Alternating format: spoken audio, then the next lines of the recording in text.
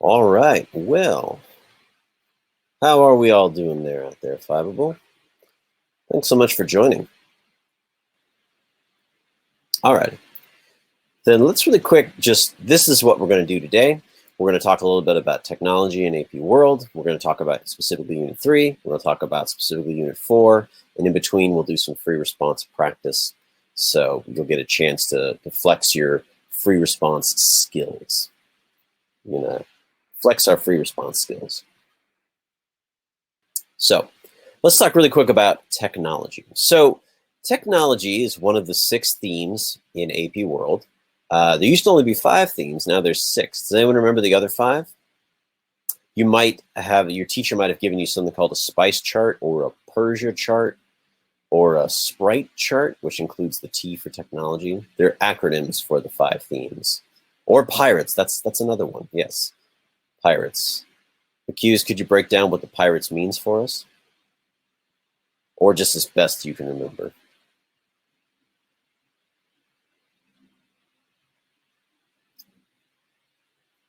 Politics is one of them. Human interactions with the environment is another one. Religion and culture are another one.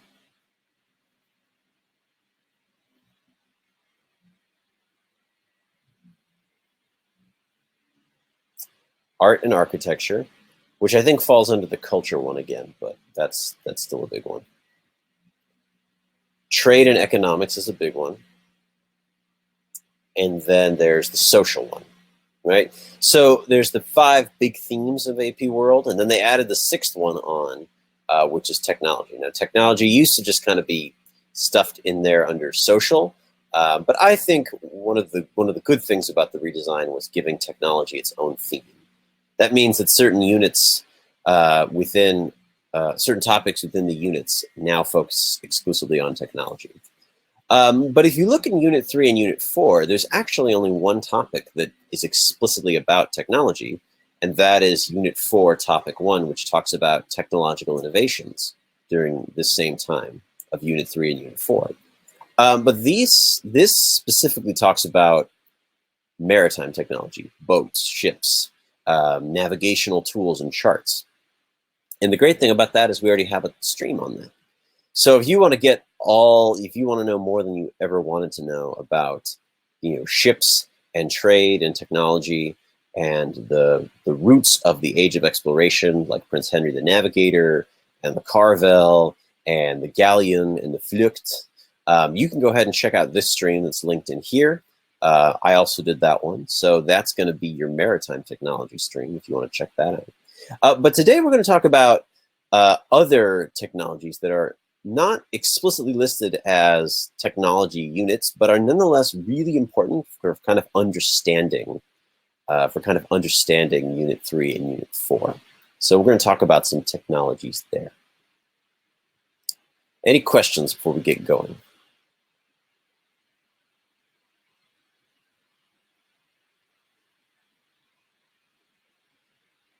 Okay, then let's go ahead and dive right on in. Let's talk about gunpowder.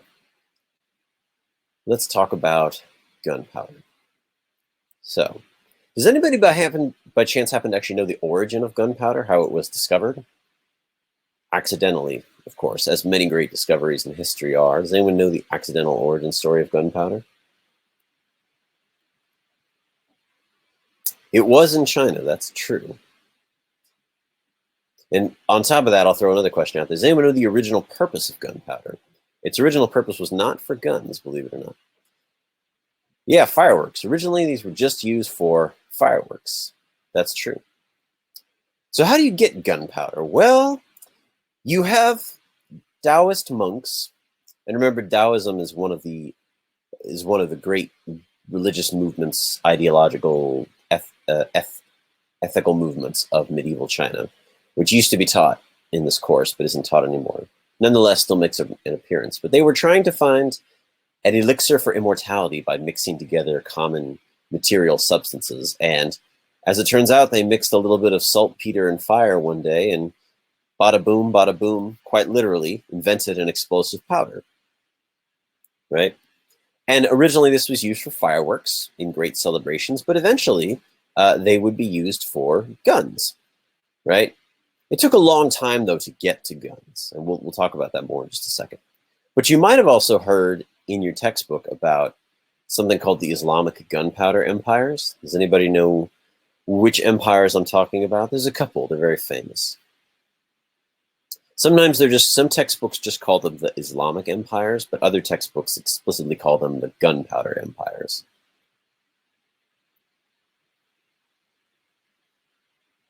So we got the Ottomans, the Safavids, and the Mughals. Yeah, those are the big three. There's actually a couple other ones that you could include in there. But if we're sticking with just the Islamic ones, then yeah, it's the Ottomans, the Safavids, and the Mughals. And what does it mean to call something a gunpowder empire? Why do they have this title bestowed upon them? Does anybody know why? It is somewhat self-obvious, but I'll just go ahead and throw it out there. Why call an empire a gunpowder empire if gunpowder doesn't originate within these empires? We know it comes from China. Why call it a gunpowder empire? Were they the first to gain industrial weapons such as guns? Heavily adopted guns into their military? Yeah, I think those are both pretty correct answers, right? In the sense that they hit the mark, right? They didn't necessarily invent guns, but they did incorporate guns, right? And they did so on a much larger scale than a lot of other powers, right? They utilized gunpowder, a very big deal, right? To consolidate their military power, right? Now, of course, these three empires were not the only ones to do it. For example, Russia also is sometimes considered a gunpowder empire, as well as the state of Songhai in Africa is sometimes also considered a gunpowder empire, because while they didn't use guns on such a large scale, they did use firearms. And so gunpowder empires are any state that uses gunpowder to solidify their state power, right? And specifically when we're talking about the states of Asia, like China, right? One thing that guns have is a massive advantage over horse nomads. Now, China, throughout most of its history, has just been bedeviled by horse nomads from the north, right? There's one in particular that you can probably all think of, the most famous group of horse nomads to ever come out of northern Asia. Does anyone know the name? John Green's favorite exception? The Mongols, yes. That's correct. Now, some of you may know that the Mongols themselves used gunpowder in their later conquests, but for states such as China, who always had to deal with horse nomads, gunpowder was a big leg up, so to speak. It was a huge leg up over these horse nomads who would just devastate their empires time and time again. And so my question for you guys is, since we've talked a little bit about the advantages of guns, what other advantages would firearms bestow upon ruling elites or empires? So in addition to being able to have a strong military, why else would rulers be interested in equipping their soldiers with firearms, right? What's the motivation, if you will? Blowing things up? Well, guns are pretty good at blowing things up. And of course, I haven't even talked about cannons yet. That's a huge one, right? A show of force, control over people, to take down walls. That's true. Guns and cannons are very good at knocking down walls. That's true. A display of power, yeah. That's display of power. You can always go back to power on that, right? A display of power. That's true. A display of power. Well, we're going to get more into this in just a second. So I want to have you take a look at two paintings, one on the left and one on the right. Now, these are both battle paintings of famous battles that maybe you may or may not have heard of, but that's okay, even if you haven't. What I'd like you to do is go ahead and take a look at what do you see, just kind of looking at these two paintings. What do you see? These battles were actually about the same time period. They're about 50 years apart and in totally different parts of the world. But what do you see when you just kind of look at these two battles?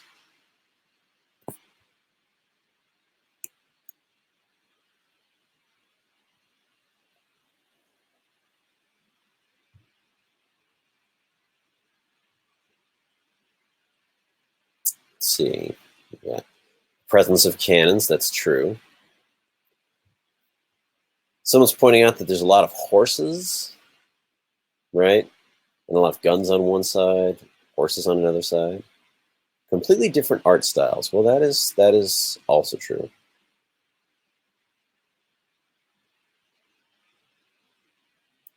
That is correct. Different art styles. Well, they are on different sides of the world, so. So yeah, I think what a lot of you guys are pointing out is that there's a noticeable difference where you see guns on one side and perhaps horses on another side, right? In both of these paintings. If you look on the right side of the left side painting, you see lots of people and horses, and the same thing on the left side of the right side painting, lots of horses, right? And then on the other side, you see lots of guns, sometimes cannons, sometimes guns. New versus medieval tech. Yeah. The gap in the middle between the two armies, yeah. That also happened a lot. So these two battles are really pivotal examples of how guns could have a huge advantage over horses in both of these cases. So for example, Nagashino was a battle in medieval Japan in which a force of horsemen that was about 4 times the size of the defending musketeers was completely annihilated, because the musketeers put themselves behind defended earthworks and just mowed down the horsemen. And Chaldiran, on the right, which was between the Ottoman Empire and the Safavid Empire, a very similar thing happened. The Safavid Empire had this very, very fanatical cavalry called the Kizilbosh, and they just charged the Ottomans' guns and were just annihilated in huge droves. It was just total disaster. So both of these battles demonstrate the power of muskets over traditional horse nomads or horse cavalry. And if you'd like to get an idea about what exactly that looked like, I did put a link to a video clip that's about 10 minutes long from a Japanese TV show from the early 2000s where they reenact the Battle of Nagashino. So you kind of get an idea of just how effective guns could be against horse cavalry. You can take a look at that. It's linked in the resources down below. So that's a little bit about the origins of gunpowder and their use in Asia. But what about Europe? What about Europe? So my first question for you is, if gunpowder originated in Asia, where do Europeans even get gunpowder from, right? If this technology began in Asia, how did it get to Europe, right? How do we get there?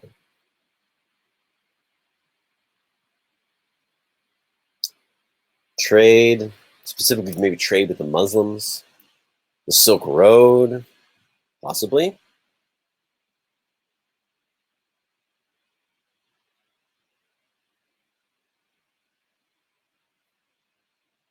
The spread of knowledge, that's true. After all, we can't have gunpowder if the knowledge about how to make gunpowder doesn't spread.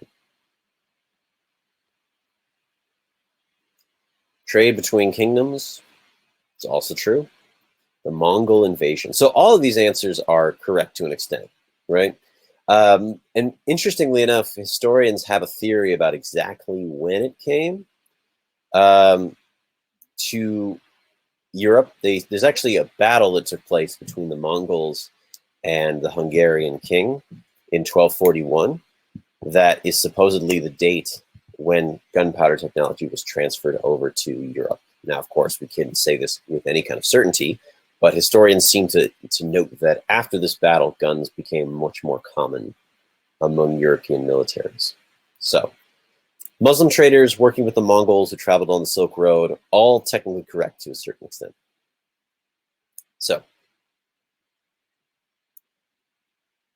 So what were the effects of gunpowder weapons in Europe? Well, you begin to see bigger armies than before, right? You begin to see much larger armies. Now, why would guns suddenly result in larger armies?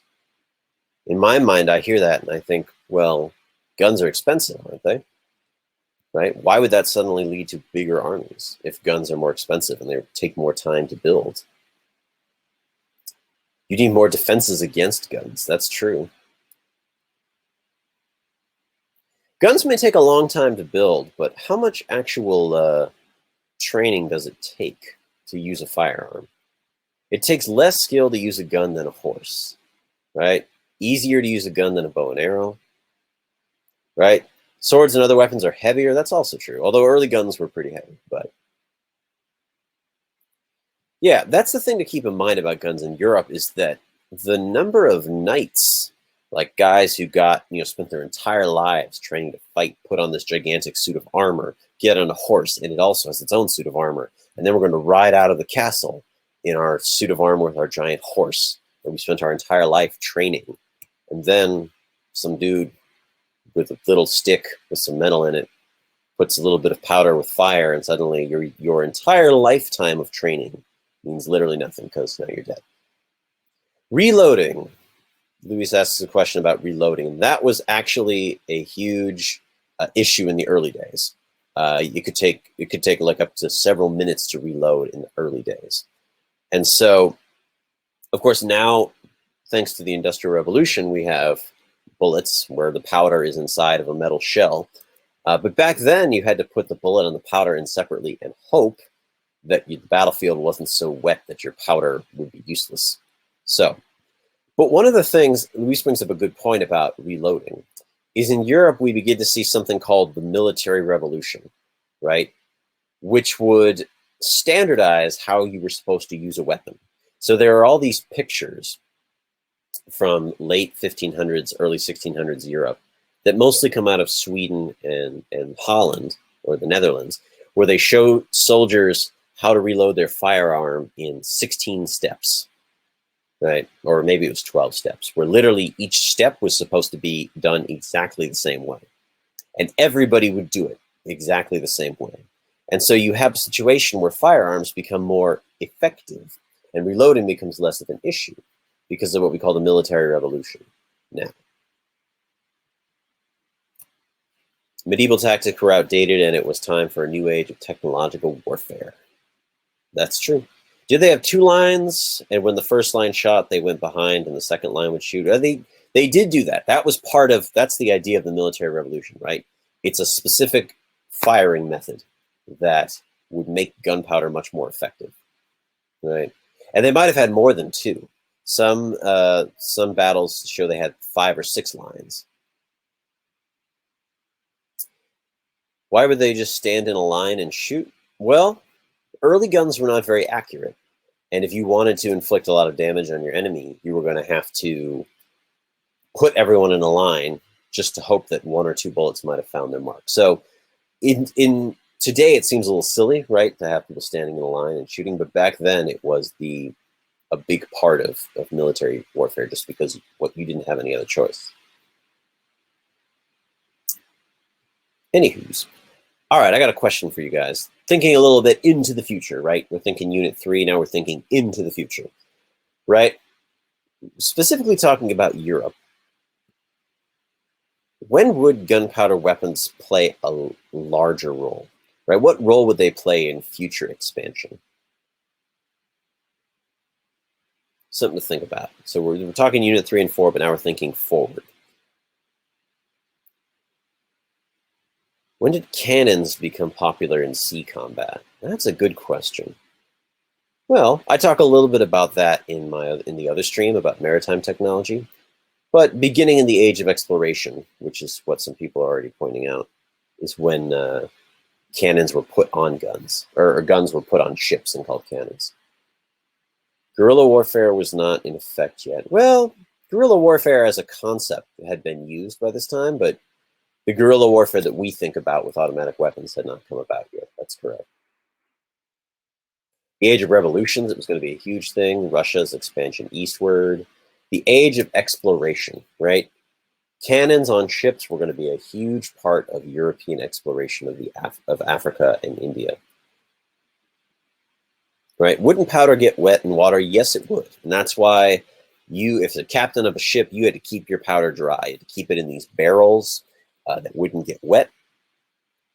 in order to make sure that it would be useful when the time came. Colonization and the conquistadors. Yes, that's true. That's true. So gunpowder would play a very large role in future European expansion. So it's important when we talk about Unit 3, we talk about gunpowder empires, or we talk about Unit 4, the age of exploration of the maritime empires, that we don't forget gunpowder as a technology, as a tool of conquest. Let's talk about printing.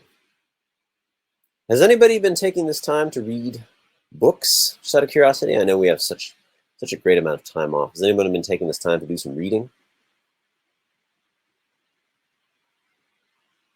Some of you doing some reading, yeah. Printing was a really big deal because printing was the first time that it would be really easy to make books. Now, when I say printing, what am I referring to? I'm referring to a process that involves arranging a set of characters, coating those characters with ink, and then pressing them onto something to be read off of, like paper, right? Fiveable streams over books. Well, I won't say that we don't have good streams. But printing was a really big deal. And just like gunpowder, printing actually has its origins that we know of in Asia, right? And so I've included some pictures here on the right from the Jikji Museum in Korea. Now, Jikji is where the earliest known book printed with metal type was created, right? But printing actually goes even further back than that, to the 800s, when the oldest printed thing we have is from somewhere in the 800s, except the characters that were printed were made of wood, right? They were not made of metal at the time, they were made of wood. It's called woodblock printing, all right? Now, Jikji in Korea is famous for being the first that we know of metal printed book, right? The Jikji manuscript. And there's a whole, Jikji is somewhere in central South Korea, and they have a big museum, and it's celebrated as the earliest metal print book in the world.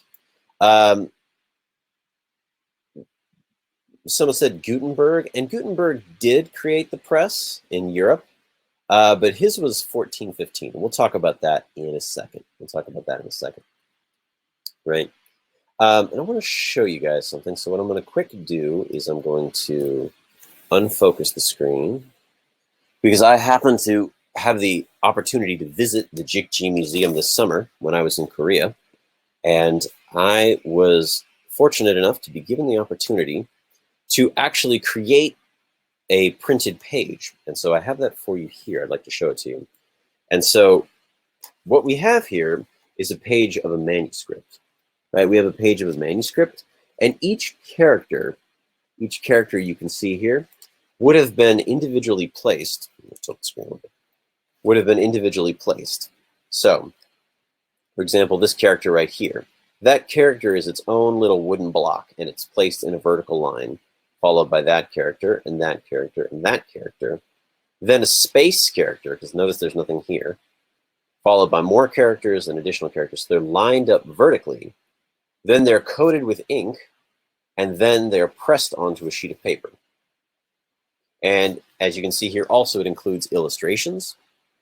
So this is a story about a father and a son. And you can see they have an illustration to go with the printing. Now, one thing that you think about when you look at stuff like this is that, boy, it took a lot of effort to get all those little wood carvings. And so, wouldn't that take forever? And if you made a mistake, it would be terrible. Yes, it would take a while. But let me ask you this: would it take longer to arrange them and then press them, or have to rewrite everything for every single page? Right? Because pre-printing, that's how you got your books. They had to be copied by hand. So yeah, arranging the characters in these little metal sheets might take a while, but it would be a lot quicker than having to print it all by hand over and over again. Yes, if you made a mistake, it would be terrible. That's true. So, what are these early books that we have? What are they all about? The ones out of Asia? Well, they're about two things. They are either about Buddhism, pretty much all about Buddhism, or they're about government records, specifically taxes. And this is not unique to Asia. So some of you may have heard of, some of you may have taken ancient history when you were in middle school. You may have heard of something called cuneiform, which was an early writing system in Mesopotamia. We have a lot of cuneiform tablets that we've recovered. Thankfully, mud is very durable and doesn't tend to break up easily if it's dried and fired and kept in a cave. And so what we have out of Mesopotamia is also government records about taxes. So some things are universal, like taxes. Was this an actual job or could anybody do it? Well, you did need to know how to use the machine. And I know that in Europe, to be a printer or a presser would have taken a lot of training on the specific press. So it would probably have also been a specialized job. Is the Asian script just a form of cuneiform? Well, cuneiform is a very particular script, right? Cuneiform is a series of vertical, horizontal, and diagonal dashes. The characters in Korean and Chinese and Japanese and other scripts in Asia have their own structures and meanings. So and I'm not a linguist, I don't want to get too deep into this, but the characters that you see here are one script and cuneiform is the second script. So what about in Europe? So first of all, before we get into printing in Europe, if we know the earliest print shops were in, Asia, then how does Gutenberg get his press in Europe?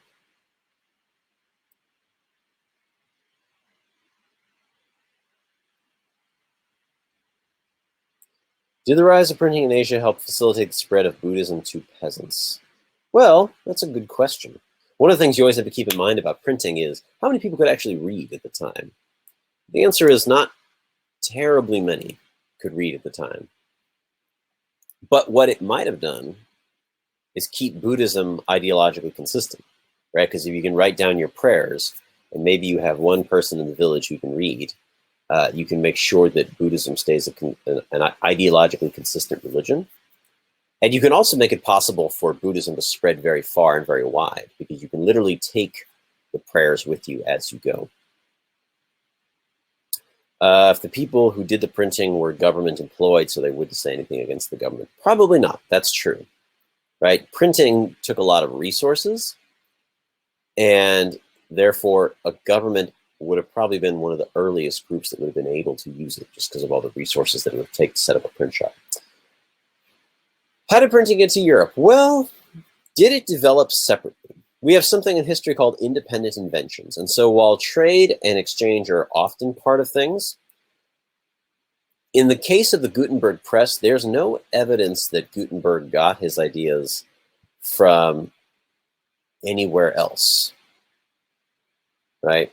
It seems like Gutenberg himself had conceived of it from earlier models within Europe, right? It's not that the idea of printing had never been around. He was just the first person to do it successfully in Europe. Now, paper as a technology, paper that we know today, that did come from somewhere else. That came from the Islamic world. Because prior to the 1200s, when paper began to be used throughout Europe, most things had been written on animal skins, which are not particularly good for printing. Nonetheless, Gutenberg's press spread widely throughout Europe. And you can look at this chart right here that shows you just how large the growth of Gutenberg's press was, right? And so my question would be, and this is sort of already asked a little bit earlier about Buddhism and the peasants, but in Europe, what sort of impact would this sudden spread of movable type have? So someone already asked a question about the peasants, but what other effects might sudden, amazing, movable spread of type might have?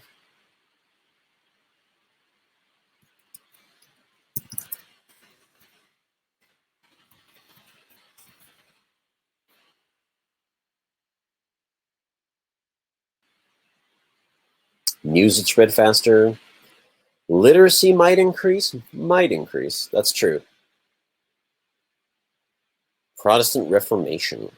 Quicker spread of information. That's always true. Possibly the rise of educational institutions. The involvement, the increase in the number of subjects, right? If you can write more books, you write more books about more stuff, yeah. You begin to get to see the spread of knowledge, right? And all those things are true. News travels quicker, and this includes things like the Protestant Reformation. Which leads us to our first FRQ. So I've got a painting right here. And what I'd like you to do is to go ahead and just examine this painting on the right. You can take a minute and take a look at it.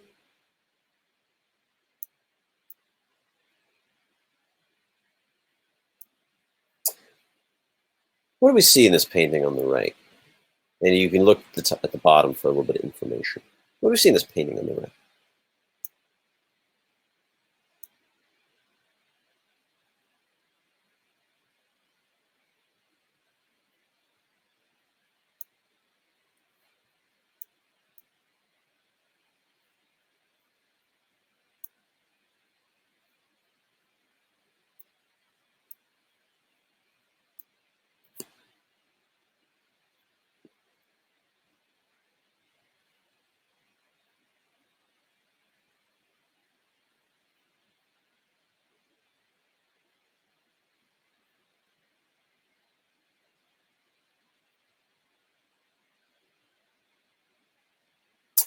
See peasants, that's true. A lot of common-looking folk. Luther posting his argument against indulgences. People with books. Well, that's true. You can see a couple of the religious figures in the background. Looks like they're holding something, might be books.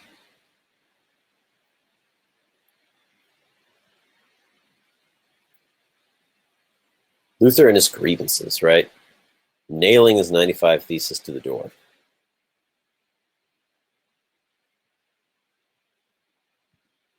So, I have a couple questions.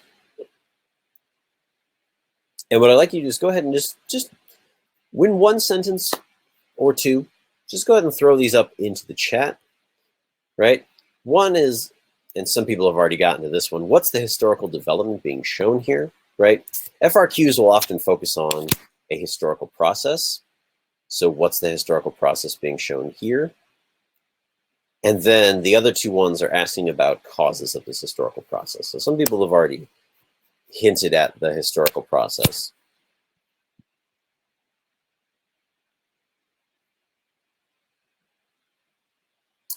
But what are the causes of that process?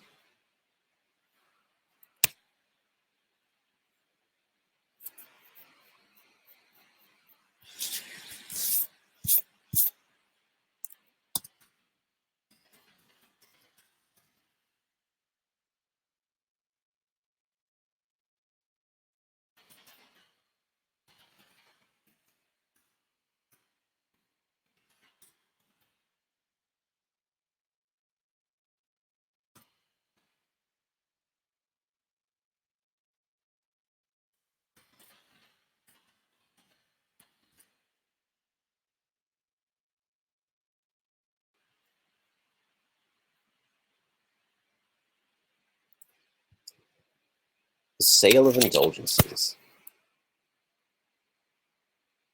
That was a big one.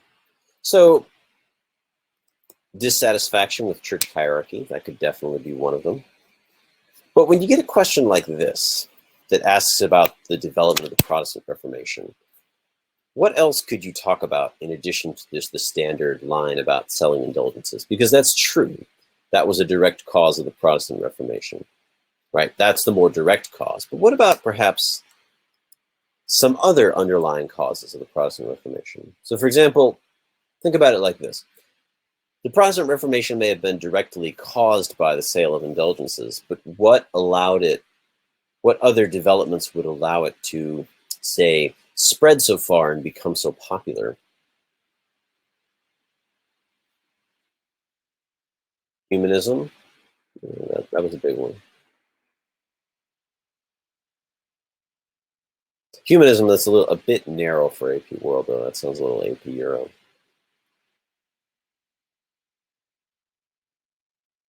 And so, Car Owner's Virus says, printing press.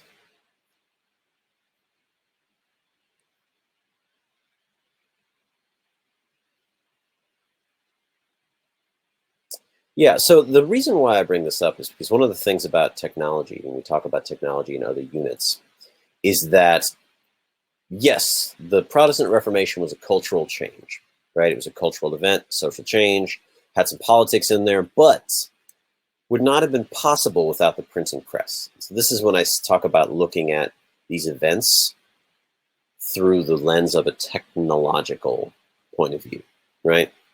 So you might get an FRQ that asks about the Protestant Reformation, and one thing you can say is that there was a technological component.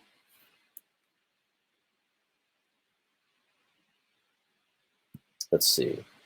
Yes, someone's explaining indulgences. Okay, that works. Process of this image is caused by Luther's theological disagreements with the church, and then the invention of the printing press facilitated the spread of these ideas. Yes, there we go. We got it. Okay. We're going to go ahead and move on. Any questions about Unit 3 before we dive into Unit 4?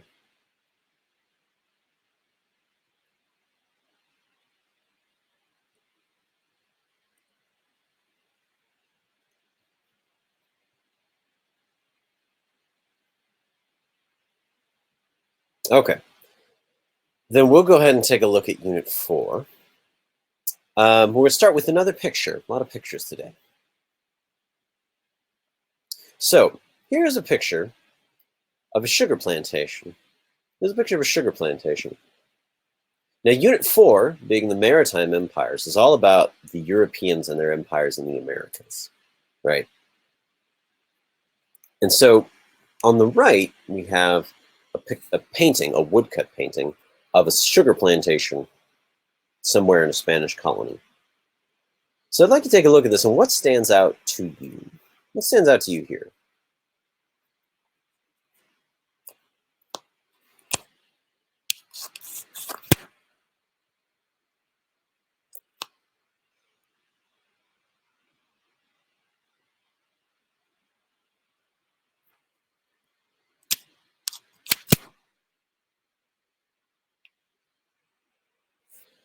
Let's see. Some people said the attire. Some said the encomienda system. This is typically used as a picture that describes the encomienda system. That's true. The wheel. People performing various steps in the process of making sugar. A coercive labor system. Lack of advanced technology. The workers look European and not Native American or African. That is also a nice observation. Yes, these would definitely not have been Europeans. These would have been either African slaves or perhaps native laborers. But notice how they're drawn, not just like Europeans, but like ancient Greeks. This is a very ancient Greek-looking painting. So that's true. So, real quick question before we talk a little bit more about sugar plantations. Why were sugar plantations such a big deal amongst these European empires? Why was one of the main elements of the Portuguese Brazilian Empire all about sugar?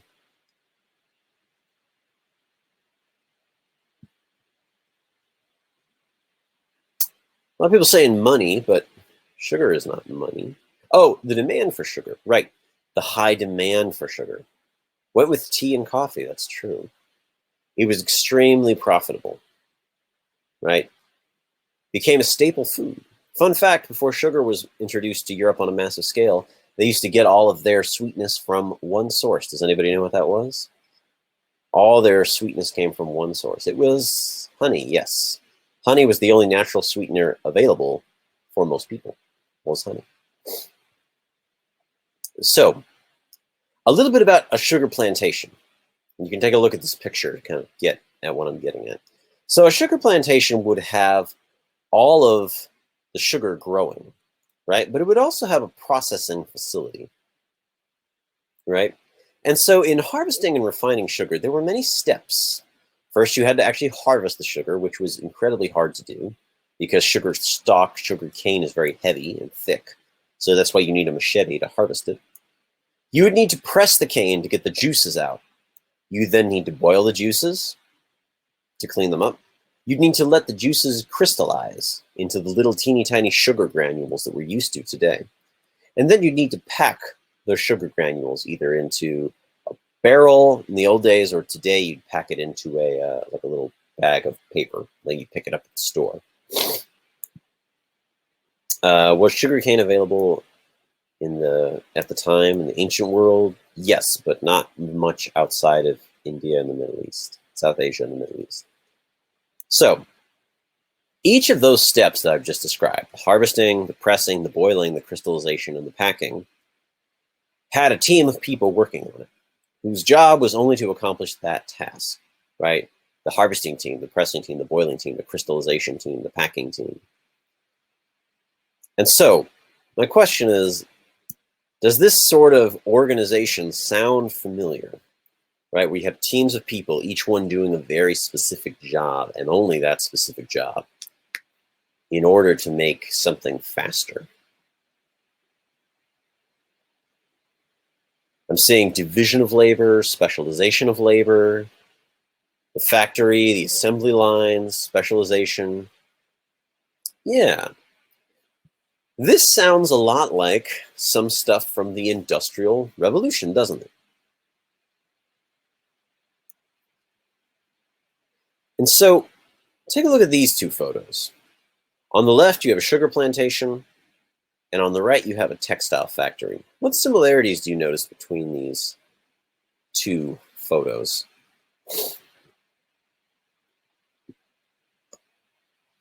You have workers working in a line. Everyone's doing the same thing.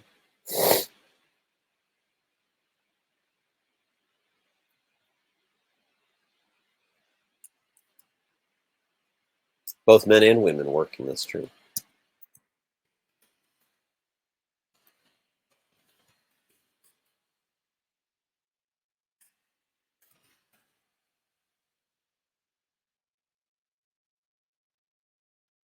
Children as well, yes.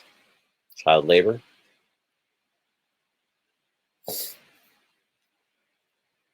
So, one thing to keep in mind about sugar plantations, if you were to get an FRQ about maritime empires, right? You can make the case that sugar plantations were very similar to the way industrial factories would later be organized, right? And so you can make the connection between industrial organization and the plantation model that was developed in Unit 4 during the colonization of the Americas. Any questions about that before we move on?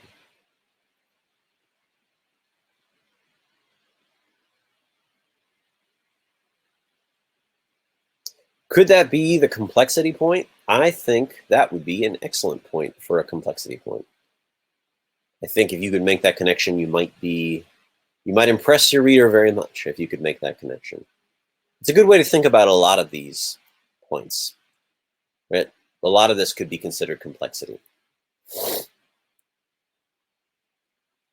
Cool. Let's talk really quick about textile production. Quick quiz question. The British East India Company traded a lot of things, but what was the most valuable thing they traded by sheer volume of what it was worth and how much it was traded? Spices, teas, cotton.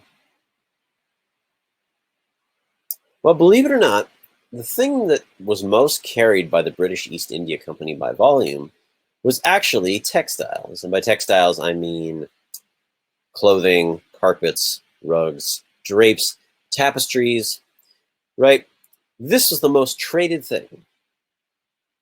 Now you might be thinking to yourself, well, Mr. Little, wait a minute. I know that they imported a lot of tea and spices into Europe. Wouldn't that be the more traded thing? And the answer is that's true. One of the major imports of the East India Company was tea and spices into Europe, but they traded in other parts of the world too.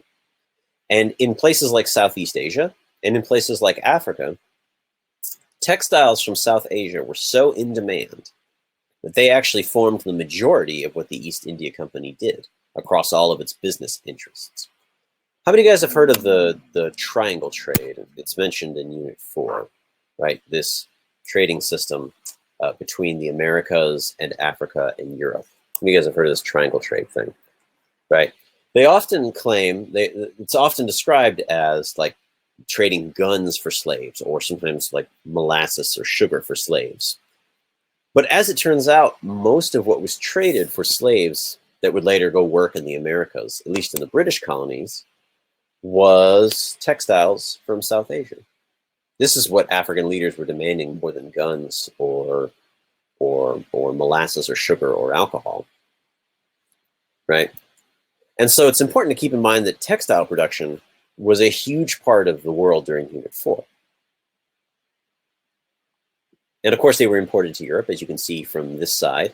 This is a tapestry about Europeans living in what's now South Asia. It was imported into Europe. So, what's so technical about this? Isn't that bad? Since the slaves would also end up wearing those textiles, possibly. So, during the early 1700s, part of what made these textiles so in demand. Now, if you recall reading early in Unit 1 and Unit 2, they talk about the Indian Ocean trade system. And they talk about how cloth from India was highly demanded throughout the world, right? So this is a trend that is not anything new at this point. But during the early 1700s, production in India and South Asia itself is somewhat concentrated. We begin to see the rise of big manufacturing centers, kind of like factories, specifically to create dyes and mordants. Now, mordants is a really technical term. It just means whatever you use to keep the dye in place. If you look at this example on the right, notice that the different colors are very specific, right? You don't want the color of the flower bleeding over into the color of the stem, right? And so a mordant helps keep the dye in place so it doesn't bleed over. And so producing these took a lot of industrial organization, right? And in particular, historians have pointed to production centers in the north in what's now Rajasthan in India and Pondicherry in the south, which is also in India, as big textile producing centers, right? Where they had these industrial manufacturing centers. And so, how popular were these textiles? How much in demand were they? Weavers in England, even after they managed to imitate the style from South Asia, these textiles were being manufactured so much in India that even when you had to ship them all the way around Africa to Europe, they were still cheaper than making them in England. And so English weavers demanded an embargo. They said, you need to stop bringing in South Asian textiles. You're going to put us out of business, right? There were a number of riots, actually, English weavers rioting through what's now London, demanding an embargo, right? And they eventually did get their embargo, but that didn't mean the East India Company would stop doing business in South Asia. And so my question for you is, how would this demand, this European demand for textiles, right, affect later world history? Think a little bit forward into Unit 5 and Unit 6 and Unit 7. Think a little bit forward.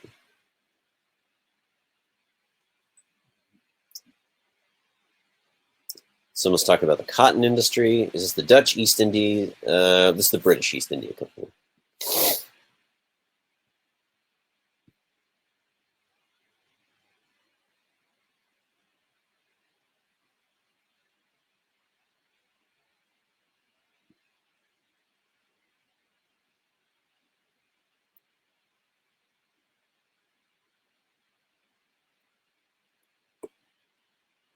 Affects pop culture.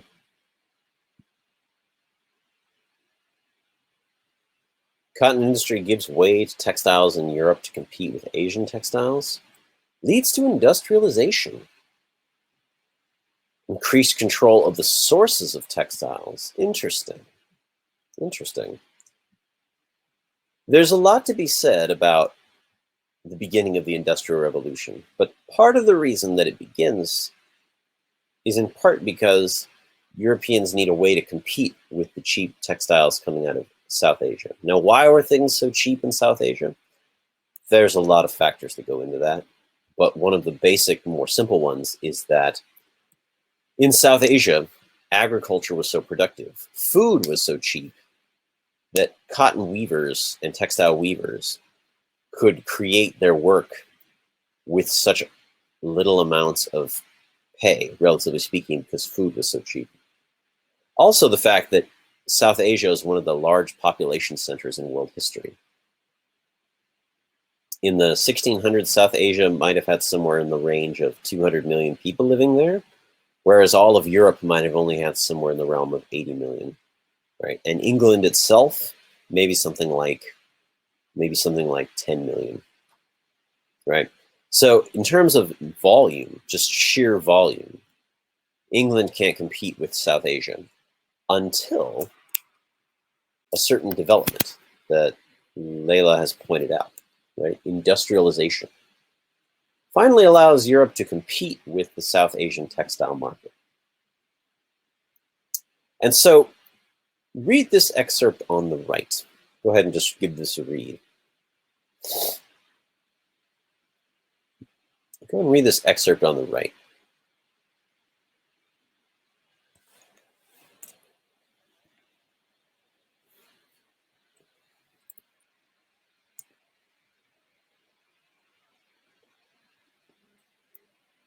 And then I have a few questions that I'm just going to throw up here. So I'm going to read this excerpt on the right.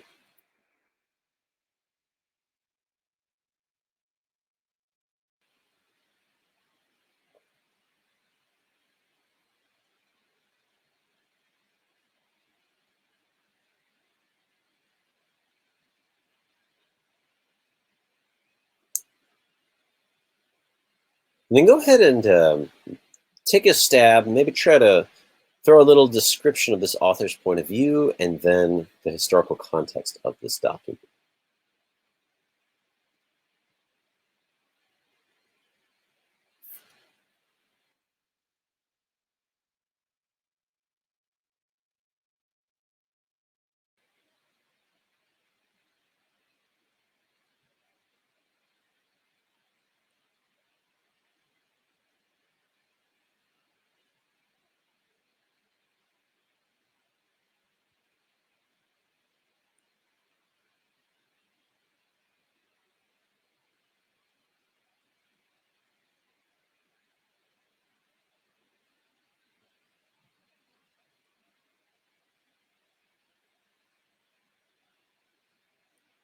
So the journalist is native to the area, that's true. Point of view is from the Europeans, so they would only see it as good in stopping the textiles from India. Scottish journalist looking at the causation of events.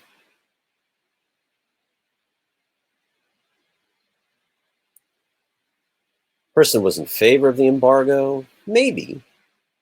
I would also encourage you to, when we think about the point of view as well as the context, is to consider the date. So by 1874, right, the Industrial Revolution was well underway. And so this is kind of a look back, so to speak. Cheap and popular textiles from India were heavily demanded and were terrible for the textile manufacturers in their own countries. As Europeans would have probably preferred cheaper imported textiles, this journalist is probably not much of a consumer. Well, so one thing about historical context is to consider is that, yes, this was written at the height of the Industrial Revolution, right?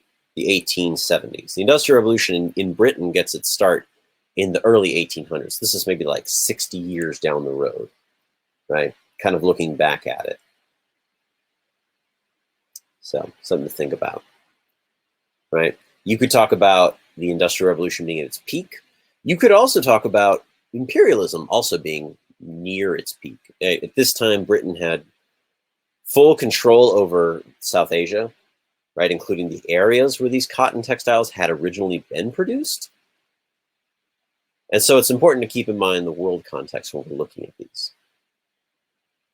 And the point of view of the author, as some of you pointed out, he's a journalist, right?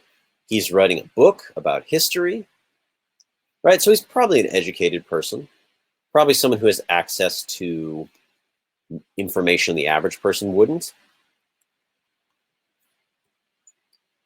Probably takes a very academic view of all this. Maybe he's looking at the embargoes favorably, or the importation of cheap textiles favorably, because without it, there wouldn't have been an industrial revolution, just like somebody said in chat. How if things had gone different, Europe would have still been reliant on these imports. Is this a primary source even though it's after the Industrial Revolution started? Well, that's a good question. Well, the Industrial Revolution is an ongoing process, right? Which means that depending on what part of it you're looking at, it could have been a primary source, right? So maybe it's a primary source for the later Industrial Revolution, or maybe not the earlier one. I mean, it's possible that this person was around. If he literally died 1 year after he wrote this, he could have been old enough to see the rise of the original textile mills, possibly. The limitation of the Indian textile industry, allowing for the cotton industry to grow with the Industrial Revolution, right? Limiting the Indian textile industry, right, via the embargoes. So, all right, some good feedback, good contributions there. Any questions? We're about to wrap this on up, but any other overarching questions?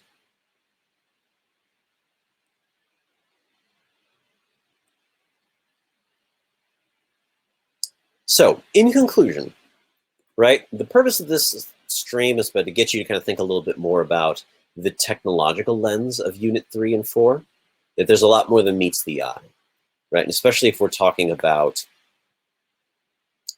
complexity points, right?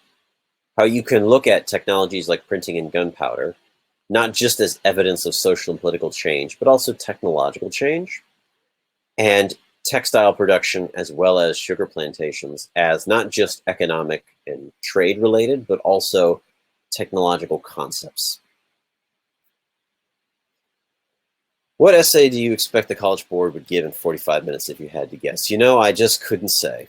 I think we're all going to have to wait until April 3rd to find out exactly what it is they're going to do. But I will say that Fiveable is committed to making sure that our streams are about stuff that's actually going to be on the exam, as evidenced by the fact that I changed this original stream from units 7, 8, 9 to units 3 and 4. So we're committed to making sure that you have what you need to do well in the exam.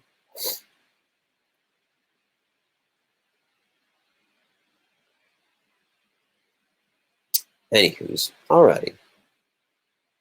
So if there are no other questions, somebody was asking earlier about movie recommendations, good for the exam.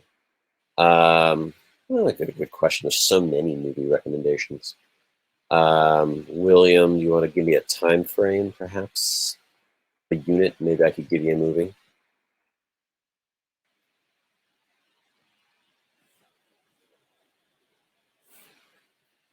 Say unit 5. So unit 5 would be the revolutions and the Industrial Revolution. Gandhi, Hacksaw Ridge. Well, both of those are a little bit outside of the time. French Revolution.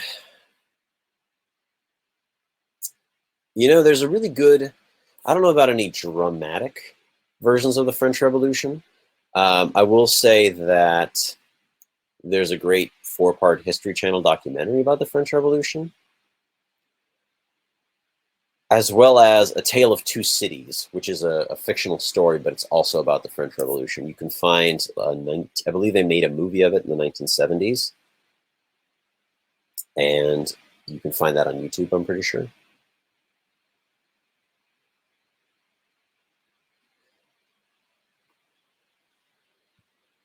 Yeah, it's going to be interesting. Like I said, I think we're just going to hang tight till next Friday and find out about exactly what it is that it's going to look like. And until then, we're going to help you get exactly what you need. But if there's no further questions, I'm going to let you guys go. Thank you so much for tuning in. And as always, think fiveable. We're here to help you. Everybody have a lovely rest of your days. Stay healthy, stay well, take care of yourselves, take care of your families, and have a good day.